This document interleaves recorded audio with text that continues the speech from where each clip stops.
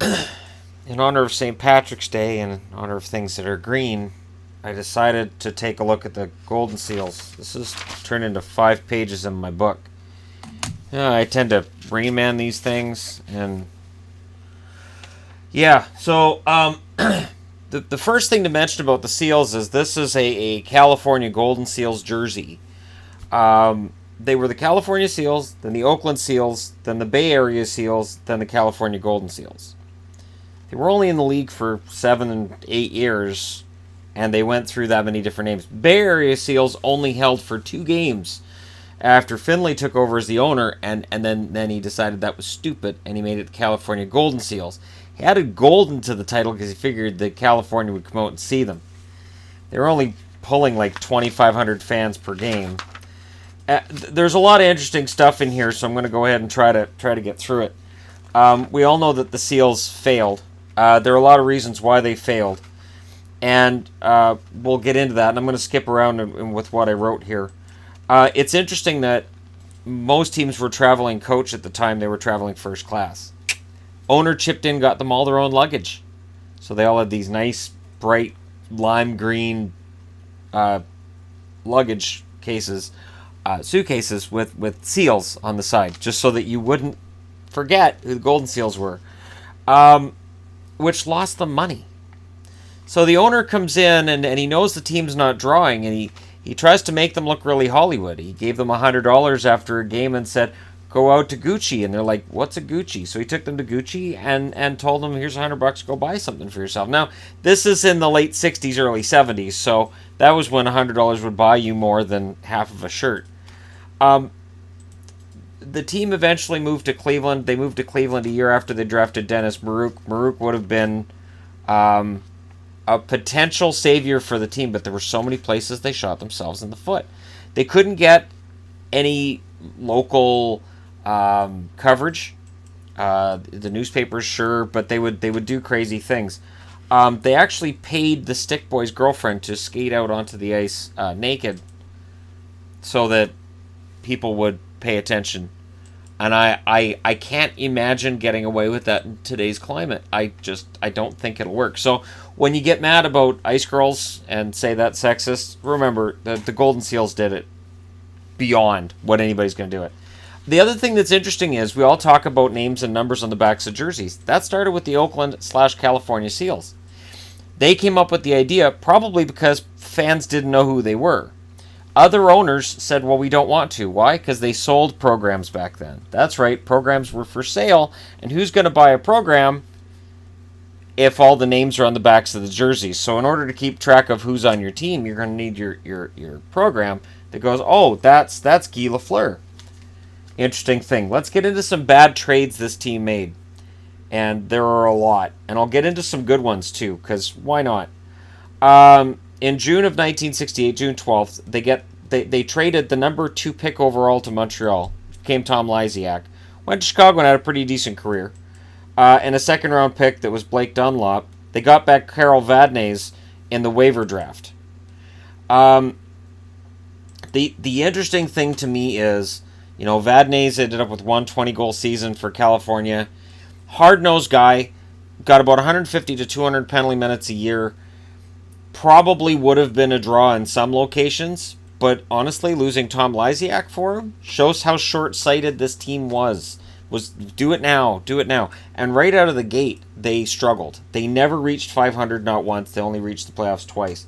That was in their second and third year. On May 22nd, 1970, Montreal gets cash and a number 1 pick that became Guy Lafleur, in exchange for the number 10 pick, which became Chris Odlofsson and Ernie Hickey. That's insane that Montreal said, yeah, Guy Lafleur, can you throw me some money too? It's like, all right, here you go. You drive a hard bargain.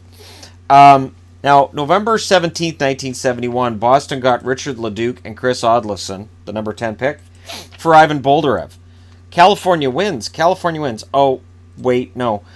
May 23rd, 1974, they traded Boldarev to Chicago after not utilizing him correctly for Mike Christie and Len Frigg. Not making the name up. That's a thing. That's for real. May 24th, 1974, they also made a bad trade to make up for a good one, because on February 23rd, 1972, Boston, again, gets Don O'Donoghue and Carol Vadnais. So Vadnais had been brought in to be a star attraction in 68, and in 72 he's on his way out, for Reggie Leach, Rick Smith, and Bob Stewart. Reggie Leach. I didn't know he was a Golden Seal. That's because it didn't last. May 24th, 1974, he goes to Philly, where he instantly becomes a huge star. And in return, they got Al McAdam, Larry Wright, and then there was a trade. The trade was completed later, where they get George Pursuit for the number 17 draft pick, which was Ron Chipperfield. So it's like Philly went, hey, he's Reggie Leach. We think we might want more. And California's like, and sold. Would you like Guy Lafleur? You already traded him to Montreal. Marcel Dion. He doesn't belong to you. He belongs to Detroit. That's a whole other bad trade. So there we go. And in year one, the team's name has changed from the California Seals to the Oakland Seals. Year one. Imagine if Vegas, 1 month into the year, had gone, we're the Nevada Golden Knights. Everybody would have gone, what? Why are you changing the name so quickly? There's all kinds of warning signs. And right away, Labatt's is trying to buy the team and move it to Vancouver. And there was an agreement in principle, and the NHL went, no. And they brought in Finley as the owner, and that just made it worse. Finley decided to rebrand the team, which is fine. These are nice colors and all, and it was done to match the Oakland A's. That's why I'm wearing an A's hat.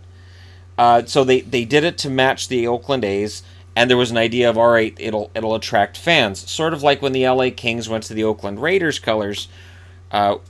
They were the LA Raiders at the time when Wayne Gretzky got there. So they switched colors, like, okay, we're going to rebrand ourselves. We were going from Laker colors to Raider colors. And I always thought it was weird when cities do that. But I'm okay with it. It's sort of like when the Pittsburgh Penguins match the Steelers and the Pirates. It's kind of cool that all the teams in your city have the same color scheme. So I can kind of understand it. But it's weird when a team has one color scheme and then goes, we like that one more. Or that franchise is successful, we're not, which was the case of the Seals. So they make the change. In their career as a franchise, 182 wins, 401 losses, 115 ties. And again, never 500. They also tried to move the team to Buffalo. The Knox brothers tried to move it to Buffalo, and the NHL said no. Now, looking back now, we can say that the NHL probably, they had a deal with CBS at the time to broadcast. CBS said, if we're going to broadcast you guys nationally, you have to have 2 teams in California. That's why we got the Golden Seals. Because LA was in, LA was solid, and they needed another place to go. Ironically, they said the Cow Palace wasn't good enough. We're not playing in the Cow Palace. Decades later, the San Jose Sharks, their first 2 seasons in the NHL, played in the Cow Palace. So, we've talked about their trading and their ineptitude and how they turn a win into a loss. And this was kind of their MO.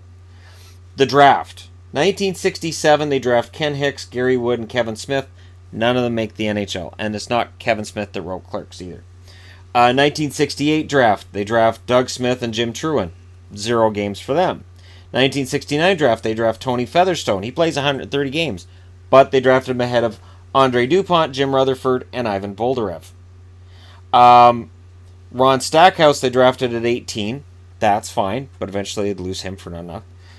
Don O'Donoghue got drafted at 29th. He had 125 games played. They drafted Pierre Farmer at 41. He didn't play any games. Butch Goring went that year at 51. Just throwing that out there. Butch Goring kind of had a decent career. Warren Harrison at 53. The 1970 draft. They draft Chris Odlofsson, which is bad enough that they'd already lost the draft pick that became Guy Lafleur. But they drafted him over Dan Maloney. At the 19th pick, they draft Pete Laframboise over Fred Barrett. And I had Fred Barrett cards from the 70s, and I thought he looked cool. Played for Minnesota. Mike Murphy and Dan Bouchard were also passed over. At number 33, they drafted Randy Rhoda. I don't know if he's related to Darcy, but maybe. Over Yvonne Lambert. Number 47, they drafted Ted McAneely. At 61, they drafted Ray Gibbs. At 75, they drafted Doug Moyes. None of these guys played in the NHL. Number 88, they drafted Terry Murray, who played 302 games. Good job. And number 100, they drafted Alan Henry. The 1971 draft, they drafted Ken Baird, who played 10 games, over Craig Ramsey, Larry Robinson, and Rick Kehoe. As I understand, Larry Robinson went on to a decent career. Number 29, they draft Rich LeDuc, who played 130 games over Bill Hite. Number 43, they drafted Heartland Monahan. He played 334 games. That's not bad. Number 57, they draft Ray Belanger. Number 71, Gary Eggers. Number 85, Al Simmons, 11 games played. Number 99, Angus Beck. Number 104, Rod Lyons. No experience between those guys. 1972 draft, they drafted Tom Cassidy at 26th overall over Tom Bladen. Number 28, they draft Stan Weir, who played 642 games. Decent career. They drafted him ahead of Bob Nystrom. Number 38, they draft Paul Shakes over Jim Watson. They could have had one hell of a tough team. Number 54, they draft Claude St. Sauveur over Al McAdam, who they'd get in a trade that they lost. They draft Tim Jacobs at 70 over Peter McNabb. Number 86, Jacques Lefebvre. Number 102, Mike Amadeo. Number 118, Brian Meek got drafted. He played 75 games.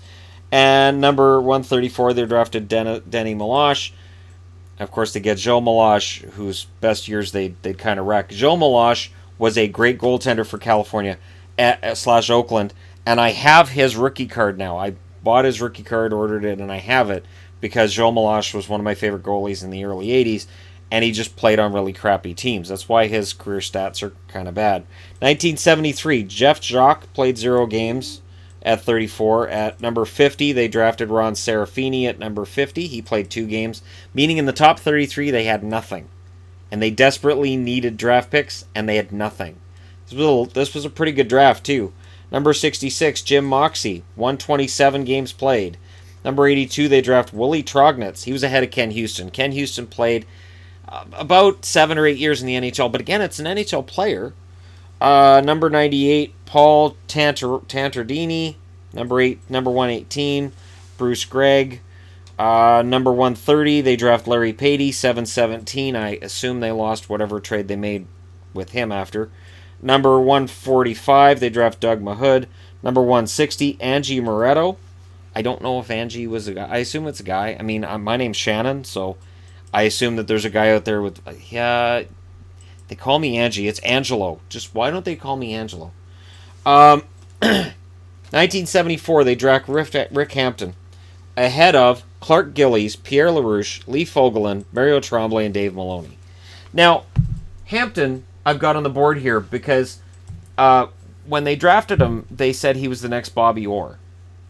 Yeah, so remember Vinny LeCavalier was the Michael Jordan of hockey, according to the owner of the Lightning at the time? Yeah, that's nothing on Hampton being compared to Bobby Orr. Just, it's insanity, and I get it, you're trying to create excitement. Excitement would have been created if you drafted Clark Gillies and Bob Nystrom, and you'd started building up a big, decent, but just let those Islanders have them. Ron Chipperfield was drafted at 17. Bruce Affleck was drafted at 21. I assume not related to Ben. 280 games played. They drafted him ahead of Brian Trottier, Mark Howe, Danny Gare, Tiger Williams, Ron Greschner, Bob Bourne. Any of them would have been good. Mark Howe, of course, was playing in the WHA at the time, but still, having his rights probably would have been fun. At number 39, they drafted Charlie Simmer. Now, you can look at this and say, well, Simmer played a lot. And he did. Charlie Simmer was part of the Triple Crown line in L.A. The problem is this. They didn't use him properly in California. He got very, very little ice time, even though he's playing really, really well in the American League. They'd call him up and they wouldn't give him ice time. So he struggled in the NHL. He struggled in Cleveland when they moved to Cleveland. Then he ends up with the Kings. Bam, he's a star. So when California got it right, they still managed to find a way to get it wrong.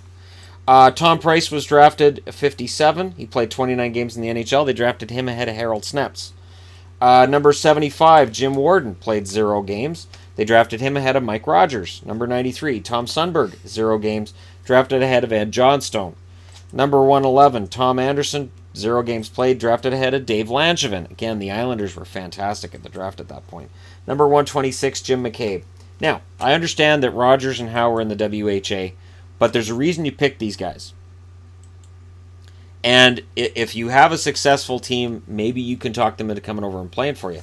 The odd thing is that in 1975, reports were that California and Pittsburgh were going to be moved to Denver and Seattle, and it all fell apart. The move for California to Denver, so Pittsburgh would have moved to Seattle. Pittsburgh's been rumored to move almost everywhere, apparently. And the league ended up running the team for a year and a half because Finley as an owner just didn't work. 1975, Ralph Klassen's drafted at 3. He played 497 games. Dennis Maruk plays 888 games, as I said. As a rookie, he had 30 goals his first year.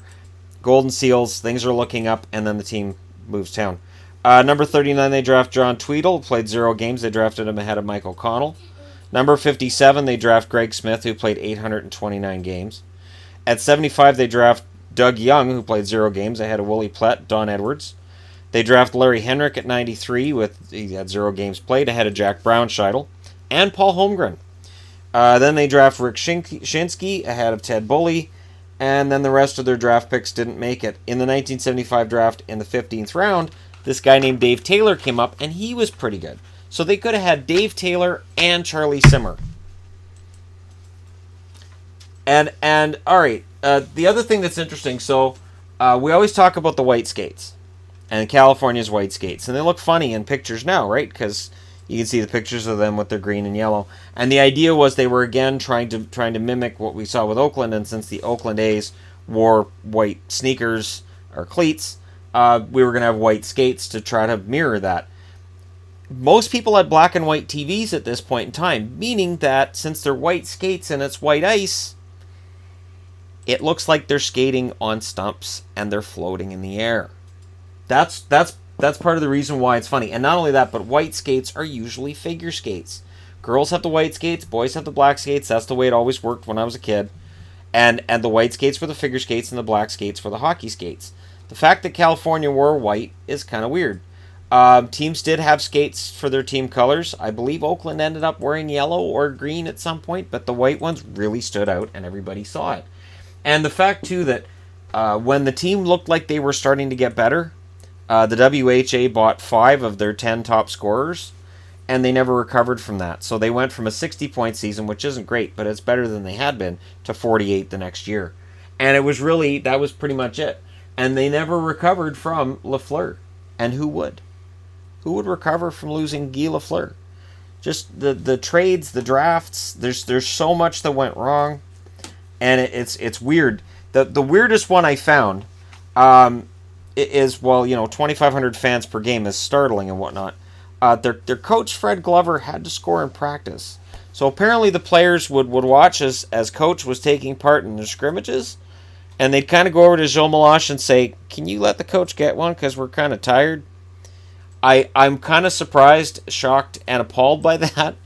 And yet, that would kind of be fun in a movie. Now, there is a documentary about this. I'm waiting for the day that comes when then the Oakland / California / Bay Area whatever's Seals, Golden Seals, when that's made into a movie. Because, really, this is screaming to be made into a movie. These are way too many things that are weird, strange, and funny not to end up in a movie somewhere. The problem is they'll just cast Will Ferrell and then I won't want to see it. But it's funny how I went in this just looking for just a fun thing to do for St. Patrick's Day because they wore green, and I'm going to do some more green stuff today, and I ended up here. So there you go. There's the unofficial history of the Oakland / California Golden Seals / Oakland Seals / Bay Area Seals / please come out and watch us. There's a naked girl on the ice Seals.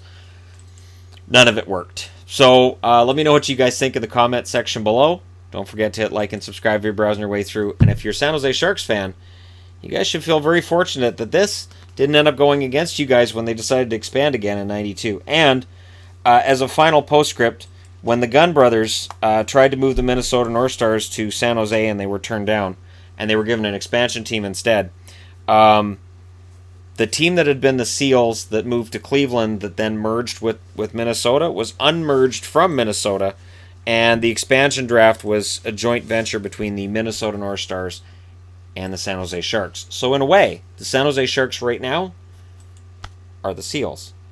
I'd be perfectly fine with, for one night, the San Jose team skating around with Seals jerseys on, just because they kind of share that history in that they came out of it. And yet, there's talk of Seattle being named the Seals, which would be ironic since Denver almost got the Seals back in 1975.